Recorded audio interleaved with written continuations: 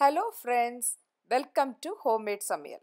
இன்றைக்கி ஹோம்மேட் சமையலில் egg fry வந்து எப்படி செய்யலாம்னு சொல்லிட்டு உங்களுக்கு காட்ட போகிறேன். இந்த எக் ஃப்ரை வந்து ரொம்ப ஃபாஸ்ட்டாக செய்திடலாம். பசங்க வந்து ஏதாவது அம்மா எனக்கு முட்டை வறுத்தாங்க அப்படி சொன்னால் டக்குன்னு நீங்கள் வந்து வறுத்து கொடுத்துடலாம். வெறும் ஒரு பெப்பரும் பொடியும் லைட்டாக ரெட் சில்லி பவுடர் சால்ட்டு போட்டால் போதும், டக்குன்னு முடிஞ்சிடும். ஸோ பாருங்கள், ஒரு தவாவில் போட்டு அந்த தவா சூடான பிறகு ஆயில் விட்டு கொஞ்சம் நீங்கள் காரத்துக்கு ஏற்றால pepper red chilli powder salt போட்டுடுங்க. காரம் வேணுன்னா கொஞ்சம் ஜாஸ்தியாக போட்டுடலாம். போட்டுட்டு இந்த மாதிரி ஒரு 2 முட்டை உடச்சி விட்ருங்க. அதுக்கு மேலே முதல்ல எல்லா பொடி சால்ட்டு எல்லாம் போட்டுட்டு இந்த முட்டையை உடச்சி விட்ருங்க. ஸோ வந்து இரும்பு பாத்திரத்தில் பண்ணிங்கன்னா ரொம்ப நல்லாயிருக்கும் பாருங்கள்.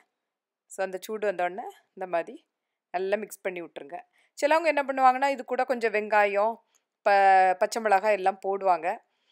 இப்போ வெங்காயம் சில பசங்க சாப்பிட மாட்டாங்க, வெங்காயம் போட்டால் பச்சை மிளகு போட்டால் சாப்பிட மாட்டாங்க. அதனால் கொஞ்சம் காரமாக லைட்டாக கொஞ்சம் மைல்டாக இந்த மாதிரி எக் ஃப்ரை பண்ணேன்னா டக்குன்னு பண்ணி கொடுக்கன்னா இந்த மாதிரி நீங்கள் பண்ணிடலாம். உடனே ரைஸுக்கு தொட்டு சாப்பிட நல்லாயிருக்கும் இந்த எக் ஃப்ரை.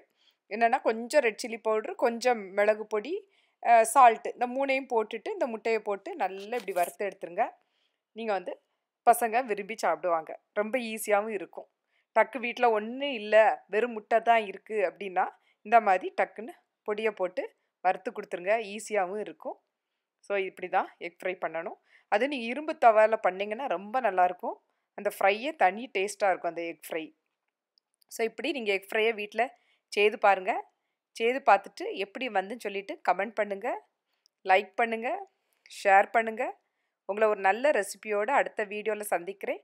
நன்றி, வணக்கம்.